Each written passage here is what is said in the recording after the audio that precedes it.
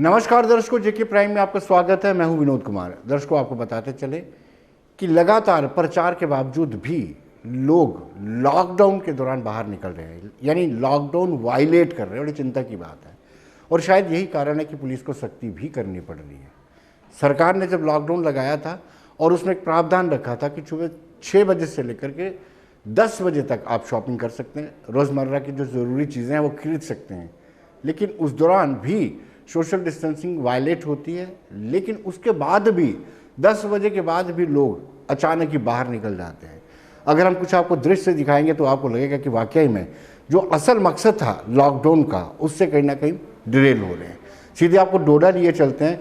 डोडा में आप देखेंगे कि किस तरीके से लोग लॉकडाउन को वायलेट कर रहे हैं, धज्जियाँ उड़ा रहे हैं। उनको भय नहीं है कि वेव 2 कितनी घातक है।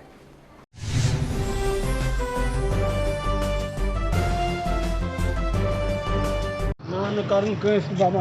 अच्छा बाबा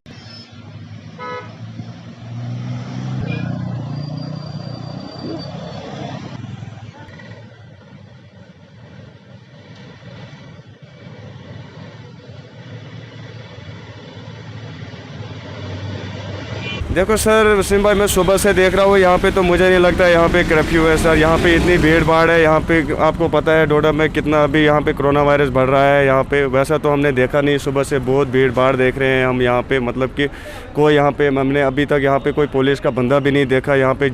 मतलब कोई गरीब बेचारा अगर बाहर निकलेगा कुछ दवाई शवाई लाने, उसको पीछे से दौड़ेंगे, डंडा मारेंगे। अलबत्ता जो दूसरे लोग हैं उनको कोई यहाँ पे कुछ वो सर एडमिनिस्ट्रेशन की और किसकी लापरवाही सर। अगर यहाँ पे उन्होंने कर्फ्यू लगाया है, कम से कम उनको देखना चाहिए भीड़ भाड़ हर जगह काम किया जाए, क्योंकि कोरोना वायरस बहुत तेज़ी से फैल रहा है यहाँ पे। हम यही अपील करेंगे डीसी साहब डोडा से कि उनको स्ट्रिक्ट रहना चाहिए। कम से कम कर्फ्यू अगर उन्होंने लगाया है, लॉकडाउन आगे बढ़ाया है, कम से कम उनको थोड़ा स्ट्रिक्ट होना चाहिए।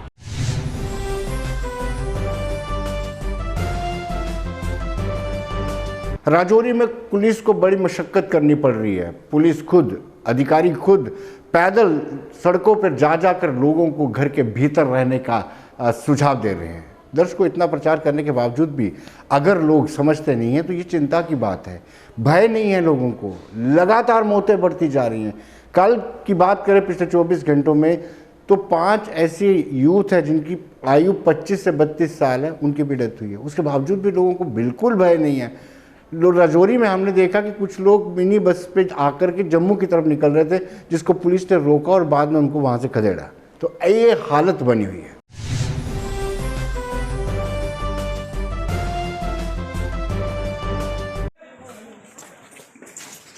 बाहर निकलने की जरूरत नहीं है, चलिए।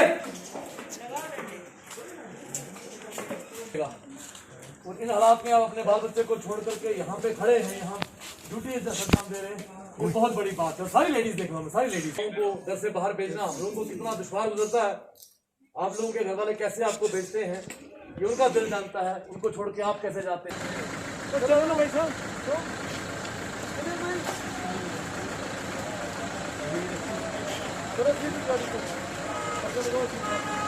राजौरी में कोरोना कर्फ्यू के पहले रोज ही बड़े पैमाने पर लोगों की तरफ से लापरवाही के मंजर देखने को मिले, जहां बड़ी तादाद में लोग सुबह से निकलकर फिर बिना किसी काम पे सड़कों पे निकलते देखे गए, जिसके बाद पुलिस की तरफ से सख्ती जरूर बरती गई है, मगर लोगों की लापरवाही का सिलसिला लगातार आप हमारे पीछे का ये मंजर देख सकते होंगे। अभी तक पुलिस की तरफ से यहाँ कुछ सख्ती ज़रूर की गई है, मगर उसके बावजूद भी लोगों की तरफ से जो लापरवाही के सिलसिले लगातार देखने को मिल रहे हैं। जिस तरह हम आपको ये एक मंजर दिखाते हैं जहां बैलों के साथ भी आप देख सकते हैं लोग किस तरह घूमते नजर आ रहे हैं। हालांकि कल से ही पुलिस की तरफ से लोगों की तरफ को ऐलान किया जा रहा है कि वो बिना किसी काम के घरों से बाहर ना निकले, मगर आज सुबह से ही लगातार देख रहे थे कि लोग बड़ी तादाद में निकलकर सामने आ रहे थे। उसके बाद SHO राजौरी टीम के हमरा एक पुलिस पार्टी ने पूरी मार्केट का दौरा किया, जहाँ कई लोगों पर थोड़ी सी सख्ती जरूर की गई है।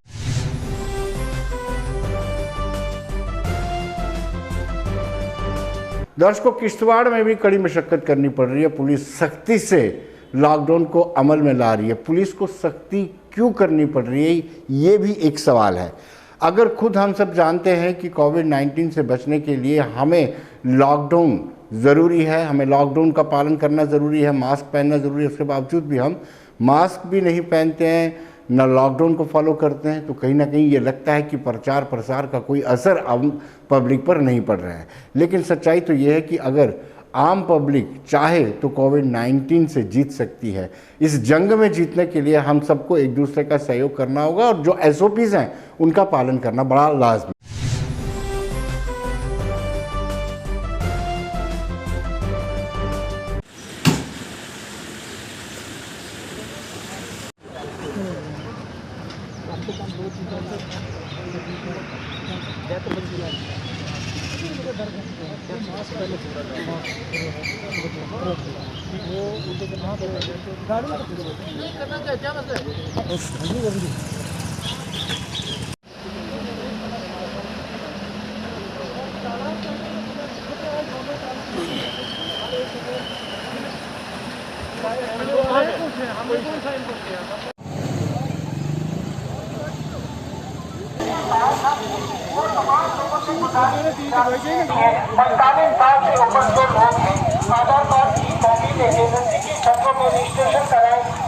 जम्मू कश्मीर यूटी के दूसरे ज़िलों की तरह ही किश्तवाड़ में भी कोरोना कर्फ्यू जारी है और आज सुबह 7 बजे जो कर्फ्यू ख़त्म होना था उसको भी यहाँ पर एक्सटेंड किया गया है अगली मंडे तक।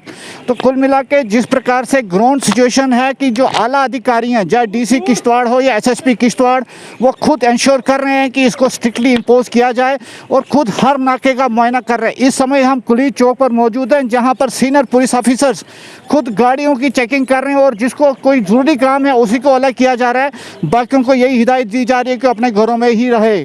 कुल मिला के प्रशासन की तरफ से काफ़ी कड़ी कार्रवाई यहाँ पर देखने को मिल रही है जो आज से पहले नहीं देखने को मिली थी।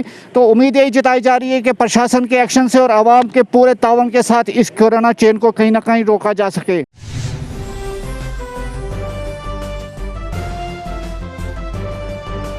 दर्शकों, उधमपुर और कठुआ में भी पुलिस को खासी सख्ती करनी पड़ रही है। उधमपुर के लोगों ने कहा है कि लोग फॉलो नहीं कर रहे हैं और सिविल डिफेंस के लोग भी वहाँ मौजूद थे। उन्होंने भी कहा कि लोगों को चाहिए कि लॉकडाउन को फॉलो करें। लॉकडाउन को फॉलो करके ही संक्रमण की इस चेन को तोड़ा जा सकता है, ब्रेक किया जा सकता है।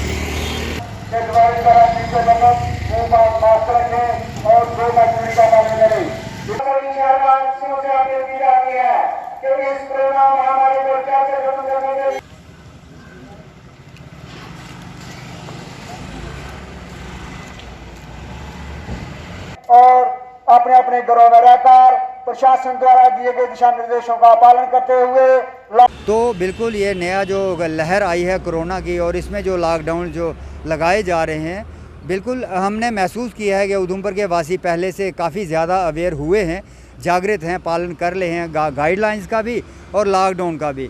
फिर भी कुछ परसेंटेज लोगों की होती है जो वायलेशन करते हैं, लेकिन सिविल डिफेंस के लोग, पुलिस कर्मचारी और सिविल एडमिनिस्ट्रेशन से यहाँ पे मजिस्ट्रेट लोग जो हैं चौकों चौराहों पर जिम्मेदारी निभा रहे हैं, वो सख्ती के साथ लॉकडाउन का पालन करवा रहे हैं। लोगों के साथ जैसे कानूनी तौर पर निपटना है वो निपट रहे हैं और इन जनरल जो है लोग समझ गए हैं कि हमें कोरोना की जंग जो है एक नई जंग आज़ादी है, हम लड़ रहे हैं और बिना लड़े चारा नहीं है। हमें कोरोना को मिटाना है, हराना है, अपने परिवार को बचाना है। कि भाई बात सुनो, जान है तो जहान है। अगर जान बच गई ना तो बड़ा घूमोगे, सैर भी करोगे, लेकिन इस समय एहतियात बरतने की ज़रूरत है। अपने बच्चों को बचाओ, हमारे जो बड़े बुज़ुर्ग हैं उनको बचाओ और एडमिनिस्ट्रेशन का साथ दो ताकि उनको कोई उनकी जो ड्यूटी है उनमें खलल ना पड़े। क्योंकि आप देख रहे हो कि कुछ बिला वजह बच्चे हैं, जो यंग तबका है वो अभी भी बाहर घूम रहा है। चलो ज़रूरत है सबको, घर में हर चीज़ चाहिए होती है, रोटी है, सब्जी है, आटा है, चावल, सब कुछ चाहिए। ज़रूरत के लिए हमने, हमारे जो एडमिनिस्ट्रेशन है उसने क्लियर किया है कि ज़रूरत के लिए अगर जाना है तो आपको कोई पाबंदी नहीं है, लेकिन अगर आप बिना मतलब के यहाँ सड़कों पे गलियों में घूमोगे तो आपके खिलाफ सख्त कार्रवाई होगी। डिज़ास्टर मैनेजमेंट 2005 का जो है सेक्शन 51 है वो अख्तियार देती है डिस्ट्रिक्ट मजिस्ट्रेट उधमपुर को कि वो उनको पेनलाइज कर सकती है, बाय एनी मीन्स, बाय हर किसी भी तरीके से उनको पेनलाइज कर सकती है।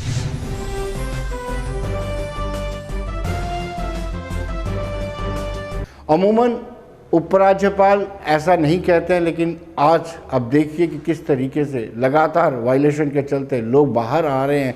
इसके चलते उपराज्यपाल मनोज कुमार सिन्हा ने पब्लिक से सहयोग मांगा है, और कहा है कि संकट की घड़ी में मिलजुल कर आपके ताबून से ही इसको हराया जा सकता है, यानी कोविड-19 पर फतह हासिल की जा सकती है। लेकिन साथ साथ उन्होंने ये भी कहा कि लोग जो कर्फ्यू लगा है कोविड-19 का या लॉकडाउन है उसका ईमानदाराना तरीके से पालन करें। अगर वो ईमानदाराना तरीके से पालन करते हैं तो ये जंग जीती जा सकती है।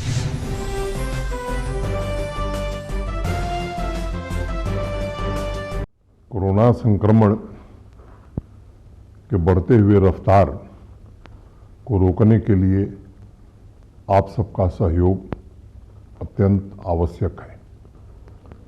पिछले दिनों कोरोना कर्फ्यू का अच्छा परिणाम देखने को मिला है। इसके कारण एक सप्ताह का पूरे यूटी में कोरोना लॉकडाउन लगाया गया है।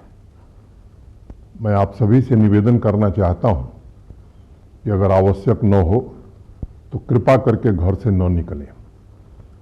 जितने सुरक्षित हम रहेंगे और जो SOPs हैं कोविड को लेकर के, मास्क लगाना, साफ सफाई रखना, तो मुझे लगता है कि हम सब कोरोना के संक्रमण के चेन को रोकने में निश्चित रूप से सफल होंगे।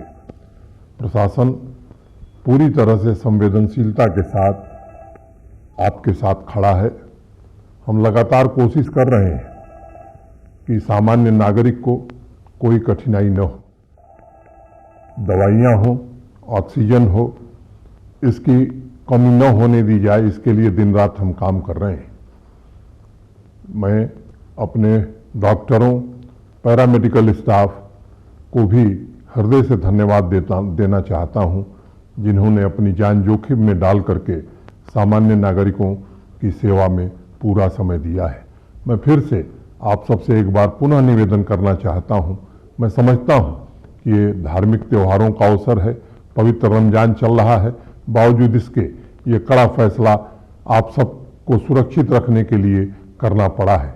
मैं पुनः आपसे निवेदन करना चाहता हूं कि आप सब, हम सब मिल करके आइए सामान्य मानवीय के जीवन की रक्षा करें और इस संक्रमण के चेन को जल्दी से जल्दी समाप्त करें। धन्यवाद।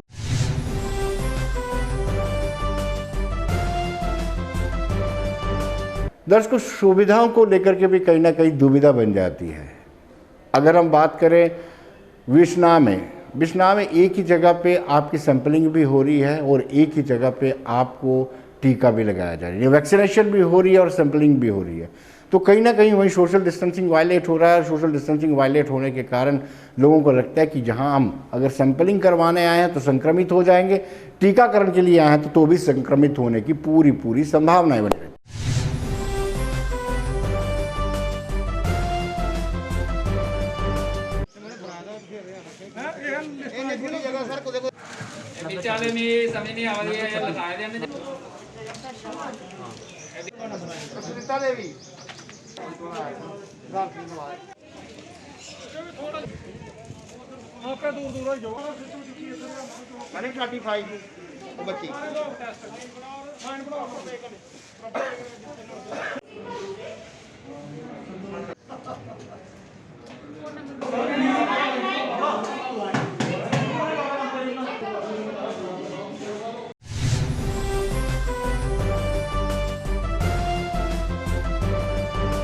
दर्शकों, हम मेडिकल कॉलेज की बात कर रहे हैं। गवर्नमेंट मेडिकल कॉलेज की बात कर रहे हैं। इस मेडिकल कॉलेज में यहाँ पर रजिस्ट्रेशन होती है, वहाँ पर कोई शेड नहीं बना हुआ। शेड नहीं बने होने के कारण लोगों को मुसीबतों का सामना करना पड़ता है।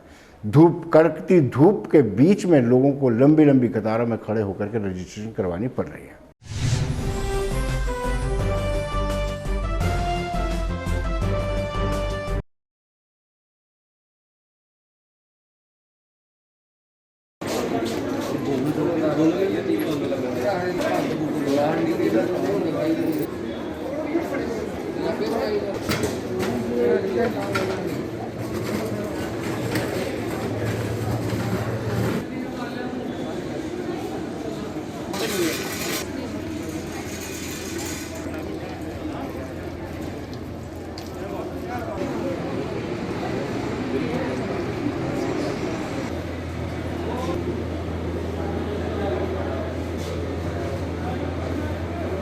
ये तो इमरजेंसी काउंटर है, यहाँ यहीं मर जाएंगे तो कहाँ क्या करेंगे स्लिप को। तो बड़ा बुरा हाल है। कम से कम 3 लोग बिठाएं पर्ची काटने के लिए। तो एक तो कोरोना का महाकोप जो है टूटा हुआ है, उधर से सुविधा नाम की कोई चीज़ नहीं है। ओनली 1 काउंटर जो रनिंग दिया, यू कैन सी हियर। अब अपना कैमरा घुमाए देखिए, अंदर एक ही लोग बैठा हुआ है और इतने लोग हैं सुबह से लगे हुए हैं। उधर ओपीडी भी बंद है और बुरी हालत है। मरेंगे नहीं तो कहाँ जाएंगे। कोई कहता आयुष्मान भारत है, कहाँ है भारत? वो कौन सा भारत? हम भी देखें जरा इधर क्या हालत है। इधर देखिए औरतों की हालत देखिए, मर्दों की हालत देखिए। ऊपर से धूप है, 40 डिग्री सेंटीग्रेड पड़ रहा है और हालत ऐसी है, आलम ऐसा है कि कोई सुध नहीं है। एक बंदा है और वही जो है पर्ची काट रहा है। कब बारी आएगी? 2.5 घंटे के बाद, 3 घंटे के बाद बारी आएगी। तब तक राम सत्य हो जाएगा। तो कोई सुविधा नहीं है। ये प्रोविंस लेवल का हॉस्पिटल है, तो जहाँ 22 डिस्ट्रिक्ट के लोग आते हैं, लेकिन सुविधा ना की कोई नट सैनिटाइज जीरो, कोई फायदा नहीं। से बेहतर मर जाए घर, क्या लेंगे इधर आकर। इधर से यहाँ खड़े हो, क्या प्रॉब्लम आ रही है? मम्मी का ऑपरेशन था ना इसका, तो इधर बहुत लंबी लाइन लगी हुई है। डॉक्टर ने तो जल्दी से मांगी हुई है। ऊपर फाइल टेस्ट वगैरह कराने वो हो गए कंप्लीट। अभी इधर लाइन में लगे हुए हैं। यहाँ पे तो सही है जी, पहले पीछे खड़े थे, दूसरे पूरी लाइन अब आगे आगे इसलिए पीछे खड़े हैं कि धूप नहीं है। क्या डिमांड करते हो? होना चाहिए शेड, तो होना चाहिए कम से कम। शेड्स के लिए हमारे अप्रूवल तो मिली थी लास्ट ईयर, और इसके फंड रिलीज़ नहीं हुए थे हमारे पास। जब तक फंड रिलीज़ नहीं होंगे तो हमारा टेंडरिंग, आजकल नया रूल जो है फाइनेंस डिपार्टमेंट की तरफ से, कि जब तक रिलीज़ नहीं होती तब तक हम टेंडर्स नहीं लगा सकते किसी भी काम का। उसकी ड्राइंग सब हमने तैयार करके रखी हैं, डिज़ाइन सब तैयार है। तो जो ही रिलीज़ होंगे इस साल, अभी होने वाले हैं शायद फंड, तो हम उसी टाइम इसके टेंडर लगा के तो काम कर देंगे इसको।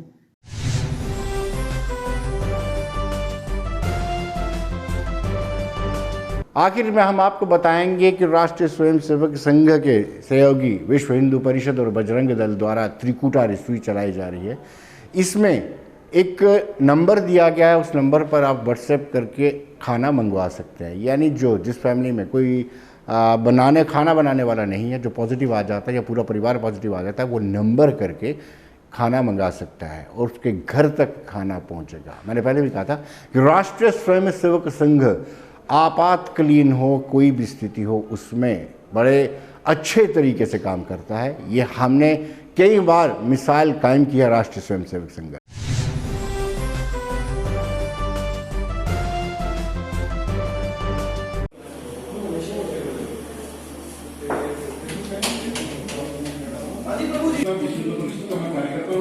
आप इसमें व्हाट्सएप करें और उसके बाद जितने भी लोग हैं कोई नंबर है तहसील रामनगर समझिए मैं समझिए ना।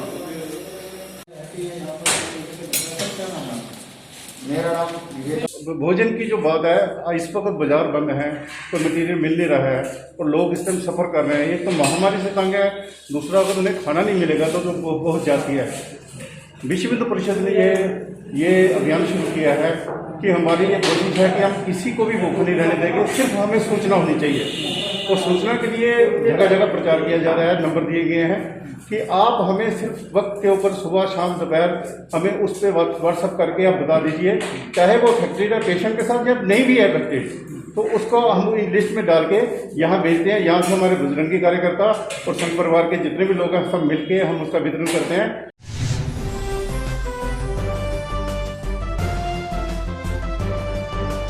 दर्शकों, लगातार बढ़ते मोर्टेलिटी रेट को लेकर के हमने GMC principal doctor Shashi Sudan Sharma से बातचीत की। आइए देखते हैं।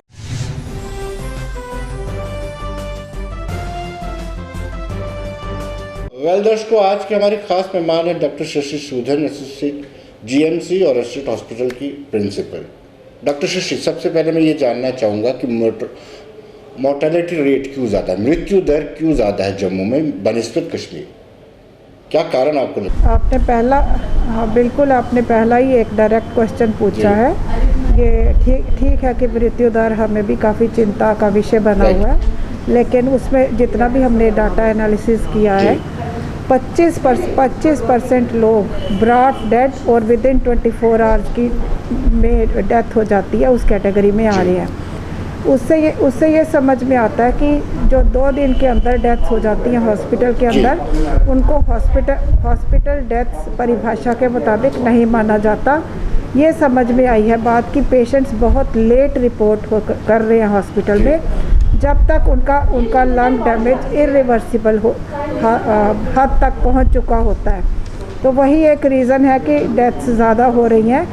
ये शायद जनता में जागरूकता की कमी है कि उनको अपनी ऑक्सीजन मॉनिटर करते रहना है, और ये नहीं कि जब कंसंट्रेशन जब घटनी शुरू होती है तो फिर एकदम डैमेज सेट इन होने में टाइम नहीं लगता। तो 93% जब ऑक्सीजन कंसंट्रेशन पहुंच जाए तो इसको अलार्मिंग माना जाए और काफ़ी वॉचफुल रहने की ज़रूरत है। और वही टाइम है कि एग्रेसिव ट्रीटमेंट शुरू हो जाना चाहिए, जिसके लिए किसी हेल्थ केयर फैसिलिटी में आना टाइम पे बहुत ज़रूरी है। डॉक्टर साहब, ये माना जाए कि लोगों में जागरूकता नहीं है, लोग घर में प्रयोग करते रहते हैं, या लोगों का ट्रस्ट हॉस्पिटल से उठ चुका है, लोग सोचते हैं कि हॉस्पिटल में भी कोई ट्रीटमेंट नहीं मिलनी है तो बेहतर है घर में ही जो हो सकता है वो करें?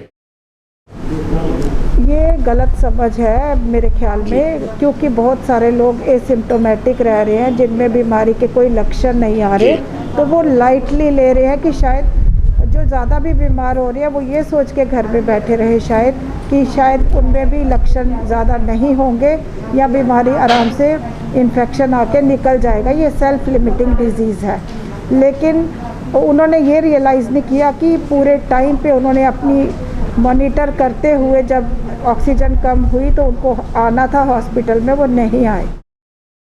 तो डॉक्टर साहब, हमारी तरफ से, हमारे एंड से कहाँ खामी रह गई है कि हम अभी भी लोगों को जागरूक नहीं कर पा रहे हैं? आप भी रोज़ बुलेटिन देती है, हर कोशिश करती हैं, सरकार, यूटी सरकार भी बड़े बड़े विज्ञापन दे रही है, उसके बाद भी इस तरह के किस्से होना। मैं जम्मू कश्मीर से हूँ, जैसे कश्मीर में भी मैंने जॉब किया है। जम्मू कश्मीर के लोग सेहत को लेके थोड़े ज़्यादा अवेयर हैं, मेडिकल माइंडेड हैं, दवाई पूरी खाते हैं, समय से खाते हैं, और जम्मू के लोगों में ये प्रॉब्लम हमेशा से रही है कि अपनी सेहत को वो लाइटली लेते हैं। और ख़ासकर अभी जो ये अलार्मिंग हालात बन रहे हैं, इसमें उनको अब समझ जाना चाहिए, जैसे आंकड़ों ने बताया कि पल्स ऑक्सीमीटर से ऑक्सीजन अपनी सैचुरेशन पे वॉच रखना, क्लोज मॉनिटरिंग करनी और टाइम पे हेल्थ केयर फैसिलिटी में आना अत्यंत ज़रूरी है। डॉक्टर साहब, जैसे पिछले 24 घंटों में देखें तो 22 मौतें कश्मीर में हुई हैं और 32 मौतें जो जम्मू में हुई हैं। अगर हम वेव फर्स्ट की बात करते हैं तो उसमें जम्मू का आंकड़ा कम रहता रहा है, कश्मीर का ज़्यादा रहता रहा है। और कुछ लोगों का ये आरोप है, ये मैं प्योर नहीं बोल रहा हूँ, एलिगेशन है कुछ लोगों का कि कश्मीर के डॉक्टर ज़्यादा मेहनत कर रहे हैं, जम्मू के डॉक्टर अपने पेशेंट को ढंग से नहीं देख रहे हैं। ये मैंने कहा कि आरोप है, एलिगेशन है, फिर भी आप क्या कहेंगे? इसको भ्रम समझिए या एक भ्रांति समझिए। ये जो कहना कि हमारी पॉजिटिविटी कम है, हमारे लोग टेस्ट कराने के लिए भी ज़्यादा आगे नहीं आ रहे, थोड़े रिलैक्स्ड और लापरवाही मोड में ज़्यादा नज़र आ रहे हैं। और परिवारों के परिवार अगर इन्फेक्टेड हैं तो हमने ये ऑब्ज़र्व किया है कि वो टेस्ट करवाना भी ज़रूरी नहीं समझ रहे और आ भी नहीं रहे। जी डॉक्टर शशि, अब कैपेसिटी कितनी है हमारे हॉस्पिटल में? कितने बेड अभी खाली और कितने भरे हुए हैं? ये आज सुबह का है कि आज की डेट में हमारे पास 873 बेड क्रिएट जी, और सुबह आंकड़ा सुबह 10 बजे का है। 721 बेड ऑक्युपाइड थे। तो हाँ, तो बेड ऑक्यूपेंसी काफ़ी है, लेकिन दिन प्रतिदिन हम बेड बढ़ाते जा रहे हैं, लेकिन किसी हद तक ही ये बढ़ा पाएंगे हम जी। तो ऐसा ना हो कि हमारी जो प्रोएक्टिव प्रेपरेटरी मोड में हम चल रहे हैं, जिसमें बेड बढ़ा रहे हैं, ऑक्सीजन पाइपलाइन समय पे लगा दी गई, और बाद में ऐसे इरिवर्सिबल स्टेज पे जब मरीज़ आए कि हम कुछ कर ना सकें, दो ही प्रार्थनाएं की जाती हैं कि कम से कम लोग इन्फेक्ट हों, अपना कोविड अप्रोप्रिएट बिहेवियर अच्छी आदत बना के, और दूसरा टाइम पे हेल्थ केयर फैसिलिटी में आए जब ऐसी स्टेज में आए जिधर उनकी जो बीमारी है वो रिवर्सिबल स्टेज तक ही हो और वो जल्दी ठीक भी हो सके। जब वो ऐसी स्टेज जब वो ऐसी स्टेज में आते हैं कि जिसमें लंग डैमेज बहुत हो चुका होता है, जो हमारे यहाँ के जितने HRCT हैं हम उनको मॉनिटर कर रहे हैं कि कितने डैमेज के साथ, जब लंग डैमेज के साथ मरीज़ आता है तो कोई भी हमारी जो कोशिशें हैं वो रंग नहीं लाती, और इसीलिए मोर्टेलिटी ज़्यादा है। डॉक्टर शशि, रिकवरी रेट भी कम है। पिछले वेव 1 में वेव 2 की बात करें, वेव 2 में रिकवरी रेट कम है, वेव 1 में रिकवरी रेट ज़्यादा थी। नहीं, ऐसा नहीं है। ये जो डेथ्स तो हो रही हैं, बाकी लोग काफ़ी रिकवर भी हो रहे हैं जी। लेकिन हमने देखा कि 5 मौतें कल 24 घंटों में उन लोगों की हुई है जिनकी आयु 25 से 32 वर्ष के बीच में है। यंग लोगों को भी ये संक्रमित कर रहा है, इतना डैमेज कर रहा है। ये तो देखिए, ये कोई वायरल म्यूटेंट ही ऐसा है जिसने अपना ये जो थोड़ा वायरस की तरफ से ही ये कुछ चेंज हुई है कि पहले हम थोड़े देख रहे थे ओल्डर एज ग्रुप ज़्यादा इन्फेक्ट हो रहा था, ये यूथ की तरफ शिफ्ट हुआ है। तो ये वायरस कैरेक्टरिस्टिक है, ना कि इसमें किसी और का दोष है। तो यूथ को भी बराबर, जो हेल्दी यूथ है हमारा, ये पाया गया कि बहुत ससेप्टिबल है, उनको और भी ज़्यादा अपना ध्यान रखने की ज़रूरत है, जागरूकता की ज़रूरत है। वो पार्टीज़ या छोटी मोटी गैदरिंग्स या कोई 4 भी लोग हंसने खेलने के लिए इकट्ठे बैठ जाएं और कोविड अप्रोप्रिएट बिहेवियर का पालन ना करें, तो अगर यूथ थोड़ा इसी मोड में रहेगा, लापरवाही मोड में, तो नुकसान ज़्यादा होने के चांसेस हैं। तो ये सलाह दी जाती है हर हमारा जवान जो शहरी है वो अपनी जिम्मेवारी समझे, ट्रांसमिशन चेन को रोकने के लिए अपनी व्यक्तिगत जिम्मेवारी बनाते हुए कम से कम गैदरिंग्स करे ही मत, और सोशल डिस्टेंसिंग का पालन करें। डॉक्टर शशि, जिन लोगों की वैक्सीन हो चुकी है, जो वैक्सीनेट हो चुके हैं, डबल डोज जिनकी हो चुकी है, अगर उनको कोविड होता है तो उनकी रिकवरी ज़्यादा तेज़ी से हो रही है? लकीली ये एक हमारी ऑब्जर्वेशन है कि वैक्सीनेटेड बहुत कम लोग ज़्यादा बीमार हुए हैं, और अगर हुए हैं तो वो जल्दी रिकवर भी हुए हैं। उसमें भी 2 चीज़ें, किसी को एक टीका लगा होता है, किसी की पूरी वैक्सीनेशन हो गई होती है। तो उसमें एक टीका पार्शियल प्रोटेक्शन देता है और फुल वैक्सीनेशन ज़्यादा प्रोटेक्शन देती है। डॉक्टर जी, आखिर में हम आपसे ये जानना चाहेंगे कि इस वक्त हॉस्पिटल की जो सिचुएशन है उसको आप अलार्मिंग बताते हैं। आप साथ साथ में कह रहे हैं कि बेड भी इंक्रीज कर रहे हैं, लेकिन उसको भी इंक्रीज करने में, बढ़ाने में कम से कम एक लिमिट रहेगी आपकी। हर शहरी ये समझ जाए कि हमने अपनी बेड संख्या 873 बढ़ा ली है। आप कंपैरेटिवली देखें किसी भी हॉस्पिटल में, विश्व में या हमारे देश में या UT of Jammu and Kashmir में, ये इकलौता हॉस्पिटल है जिसकी अपनी इतनी बेड संख्या है। तो इतना हमारे शहरी हमारे साथ ये कोऑपरेशन कर सकते हैं ट्रांसमिशन चेन रोकने के लिए, कोविड अप्रोप्रिएट बिहेवियर, स्थिति नियंत्रण से बाहर ना जाए, इसमें उनकी एक इम्पॉर्टेंट भूमिका है। डॉक्टर शशि, अगर डिस्ट्रिक्ट लेवल पर बेहतर इंफ्रास्ट्रक्चर दिया जाए तो आप पर, यानी मेडिकल कॉलेज और एसोसिएट हॉस्पिटल हैं, उन पर जो लोड है वो कम हो सकता है। ये बहुत अच्छी बात आपने कही। काफ़ी हमारे health and medical education department ने पहले ही पिछले 2 साल में काफ़ी इंफ्रास्ट्रक्चर को एनहांस किया था, स्ट्रेंथन किया था, वही एक वजह है कि अभी तक हम कोप अप कर पा रहे हैं। सारे न्यू मेडिकल कॉलेजेस ने, इवन कई डिस्ट्रिक्ट्स ने अपना मरीज़ों का खूब अपने ढंग से संभाला हुआ है। तो नहीं तो आप सोचिए कि स्थिति जो है ज़्यादा गंभीर हो सकती थी अगर ये स्ट्रेंथनिंग नहीं हुई होती टाइम पे। जी डॉक्टर शशि, बहुत बहुत शुक्रिया आपका, धन्यवाद। Thank you.